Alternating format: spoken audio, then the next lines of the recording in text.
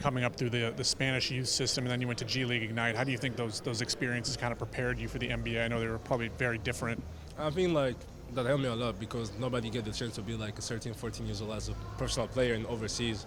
And I think that what helped me a lot, like to growing alone. With like my father didn't have the chance to come with me in Spain, but I was alone, and that was pretty tough for me. And no, in Ignite was like just what to do outside the court. Like eat well. I know like the food is different in the state than overseas, so no, I've just keep it the same build every time, and yeah, just keep improving myself and know what to do off the court and on the court.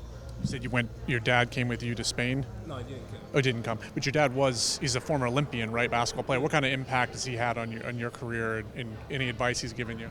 He know what to do, so I know he was one of the best scorers in France, so he know what to do, and we still trash talking every time together. So he said like we every day like how much he said. I know if I'm go to the NBA, I'll be definitely better than him, but I want to have the chance to play in the Olympics like he did, and like he started to me. He said like if you're not in the NBA, you will never be better than me. So that's a good competition, So yeah.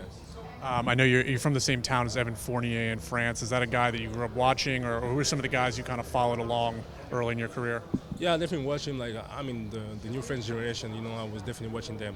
So I watched like Nico Batum, TP. So I watched him like when he was in the Spurs and when he was in Orlando. So they were kind of good, And your team got Nico Batum like a couple of years ago. But yeah, so yeah, for me, it's an example. They have a name in the league now, like for overseas people, like everyone know them. And when they play like Euro Cup or World Cup, like I know they make it tough to United States. So it's good. They're good guys. So yeah. I know you were just talking there about Scoot Henderson, but playing with him at G League Ignite. Just overall, what are your kind of takeaways from your experience with him, and how do you think he's going to fit into the NBA? There's like he's always gonna be with me if everything happens. If I'm not like other country, I know he's gonna be every time with me, and support me is every time the first one guy that support like us on the team with the vets. And so man, he's just like my brother for real. So yeah, and I know he's gonna do good in the NBA, so I'm not worried about him. So